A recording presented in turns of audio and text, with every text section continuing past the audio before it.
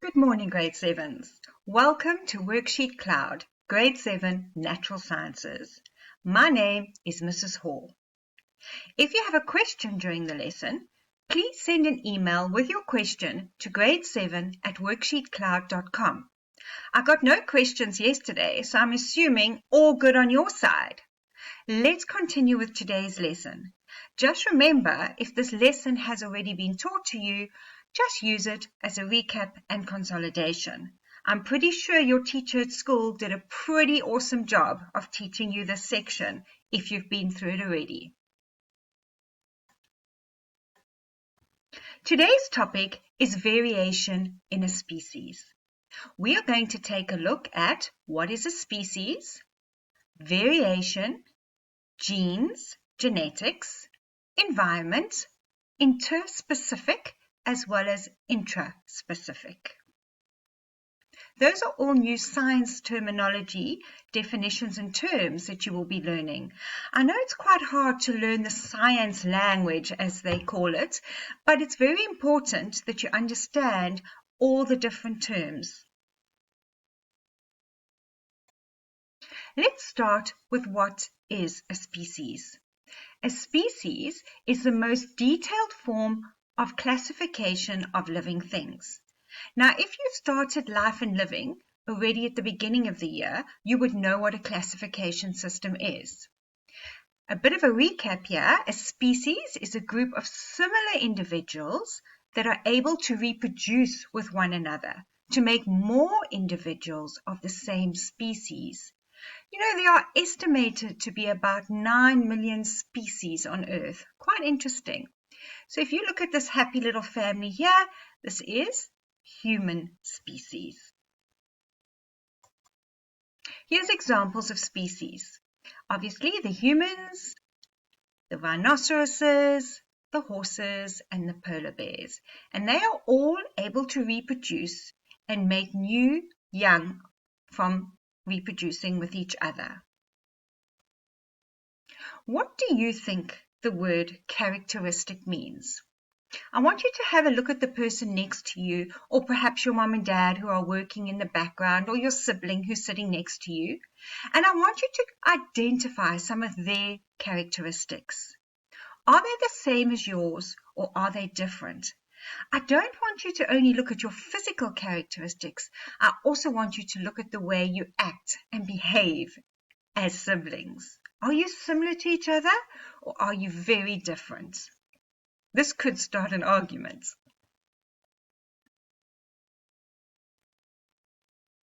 Characteristics. What are they? A characteristic is a feature of an organism. It can be something we can see, like our hair color. Your hair color might be brown, might be blonde, or even red, or something we can't see, like our blood group. We don't see our blood group, and some of us probably don't even know our blood group. It is good to find out, though, grade 7s. All humans have different combinations of characteristics, meaning we all look very different, which is good, because imagine we all look the same. It would be quite boring, wouldn't it? This difference in our characteristics is called variation. Now, I'm going to use the Mr. Men and Little Miss characters to describe to you what characteristics mean and what they are. This was a series that was out when I was a child. It's quite a cute little series, and I'm hoping you know these characters. So let's start with Mr. Strong. Look at him and tell me what his specific characteristics are, and Mr. Sneeze, what his specific characteristics are. Right, so if you look at Mr. Strong, he's got short legs.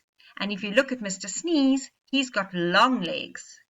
Mr. Strong has a square-shaped body, and Mr. Sneeze has a star-shaped body. Mr. Strong has a big, happy, wide smile, and Mr. Sneeze has a little mouth, a little tiny smile. Mr. Strong has small eyes, and Mr. Sneeze has great big eyes.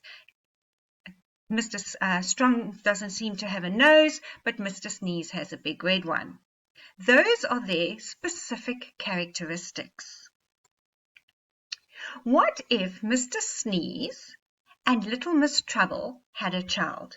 Now remember, they are from the same species. They are characters in the Mr. Men and Little Miss series. Right, as an example. So, Mr. Sneeze and Little Miss Trouble have a child. What will the child look like? And what kind of characteristics will that child have? There you go. There's the little baby. So, if you look at their child, she has inherited her long legs from her dad and her hair color from her mom. She's inherited her big, wide, happy smile from her mom, but she's inherited her big, round eyes and her red nose from her dad. Let's take a look at Mr. Greedy and Little Miss Brainy. What if they had a child? Think about it for a second and just imagine their baby. There you go. Look at the characteristics that their child has inherited. What did their child inherit from Mr. Greedy? And what did the child inherit from Little Miss Brainy? Right, quite obviously, she got her mom's hair color, she got her dad's body shape, and she also got her dad's smile. Let's carry on. Now, let's take a look at this child. Who are her parents? What characteristics do you think her parents will have? It's quite obvious that one of them is going to have quite a big snozzle or nose. Let's see. There you go. Mr. Nosy, right? She inherited her dad's long, big nose. She also inherited, let's take a closer look, her mom's hair color. She inherited her dad's smile, and the legs look the same, so very similar. Okay. Who are her parents? Let's take a wild guess here from some of the characters you've already been introduced to today. Little Miss Sunshine and Mr. Strong. There you have the hair and the body shape. Inherited characteristics. These are features that we get passed down to us from our parents. They are coded for by genes, little bits of DNA in our cells' nuclei. We get half of our genes from our mother and half from our father because the nuclei of the sex cells fuse together in fertilization. Are all of our characteristics inherited? No. Some of them are due to environmental factors. Some of our features are determined by how we live and the choices we make. For example, what we eat and where we live. These are called environmental characteristics. So where we live and the choices we make in life. Some characteristics can be both. For example, height and weight. Now you're sitting here thinking, how can height be an environmental characteristic? And even weight. I want you to think about it, grade 7s. Just take a second. I'm going to give you a few seconds and think out of the box here. How do you think height can be based on an environmental characteristic? Right, let me tell you. Height can be an environmental characteristic because it's based on your nutrition. So what you're eating, are you eating healthy foods? This was part of your grade 6 curriculum. Right at the beginning of grade 6, you learned all about nutrition and the right way to eat. It can also be based on the amount of exercise that you do. And then if you were sick as a baby and you got quite a serious infection, even that could have affected your growth. And that is how height can be based on an environmental characteristic, as well as your weight. If you've got food around you all the time, Even though you might come from two very slim parents, you might carry a little bit of extra weight if maybe you're snacking a little bit too much during this lesson. Right, types of variation. There are two main differences here. What do you think they are? Okay, we have a family of dogs and we have a family of cats. The first type of variation that you would have seen was called interspecific variation, which is variation between the species. These are all animals. Okay, they've all got 4 legs, eyes, ears, etc. Intraspecific variation is variation within just this species. So, for example, the hair color of the dogs is different within the dog species. The shape of their ears are different, even the shape of their eyes, the size of their body. Do they have curly hair? Do they have straight hair? Here's a little exercise that I want to work through with you.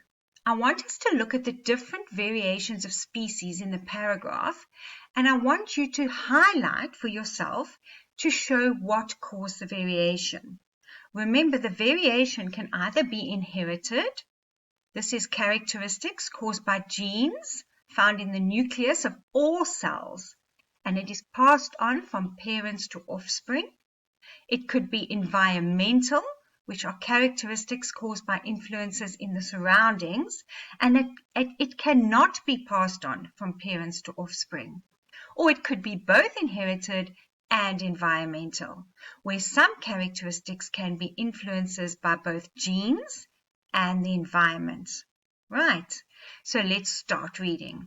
On a visit to the zoo, a student saw lots of different types of big cats. In the pride of lions, the males had a mane. What kind of characteristic was that? Is it inherited, environmental, or both? I would definitely say inherited, passed on from the parents. But the females didn't. There was one lion with a big scar on its face. Now, would that be inherited? Would that scar be passed on from the parents? No, that would be environmental, caused by influences in the surroundings. Perhaps the lion got into a fight. Some of the lions were a little overweight. Overweight? Is it inherited or is it environmental? I would say it's both. It's influenced both by the genetics and the environment. All the tigers had stripes. That is definitely inherited, whilst the leopards had spots. Inherited from both parents. It's in the nucleus of all of the cells. Some of the leopards were larger than others. I would say that would be environmental. Okay, depending on how much they were eating. It could also be that some of them were inherited. Maybe they did have larger parents. Variation in humans. Now, genetics is the process by which genetic information is passed on from the parent to the child. This is why members of the same family tend to have similar characteristics. So you know what you've inherited from your mom and dad, and sometimes you might moan at them, especially if it's your hair color or your eye color. You might be a little bit angry with them that maybe you didn't get the height gene from granddad. Right. The environmental variation in humans is caused by your surroundings. Examples of features that show environmental variation would be your language that you speak, your religion that you follow, and any scars you might have on your body. So I need to take a drink of water here. I'm slurring my words a little bit. Right, let's carry on. Now, we're going to go through a little exercise, and I want you to think, and even shout it out at me if you want, I could pretend I could hear you. I actually miss your hands going up in class. Is this genetics? Is it environment? Or is it both? If you have a scar from an injury, what would that be? I would say definitely environment. Having red hair, it depends. That's a little clue. Is it genetics? Is it environment? Or is it both? Definitely both. Why? Because red hair can be inherited from your parents, but it also depends. You might choose to color your hair red, and then you would go to the hairdresser, and that would be the environment that changed your characteristics. Being tallest in the class. Is it genetics? Is it environment? Or both? Now this one's open for quite a bit of debate. So I know what you're shouting out right now. Okay? You're all shouting out, it's definitely genetics. I got it from my granddad or my grandmother. Correct, but it also could be your environment based on your nutrition as a baby, or whether you got ill as a baby and had an infection or something that perhaps prevented you from having your correct growth spurt. So it could, in actual fact, be both. Having green eyes, that is genetic, absolutely. And I've got a little bit of an extension worksheet at the end for you to do on dominant and recessive genes, but we'll get to that later. Being the thinnest in class, again, you're all shouting out. I know what you're shouting out, but it's definitely genetics and the environment that you're in. Okay. Having a tattoo, that's an easy one. You choose to get the tattoo, so that would be an environmental characteristic. Having lung cancer, again, yeah, you're shouting out, genetics, my mom or my granddad or my great-granddad had it and then gave it to my granddad, but it's also environment. For example, if you are smoking, you could develop lung cancer. So it could be passed down through genetics, but it could also be the environment in which you choose and how you choose to live your life. Right, looking at these three specific characteristics, your blood group, your hair color, and your weight, which is the odd one out? I'm going to give you a second there to think about it.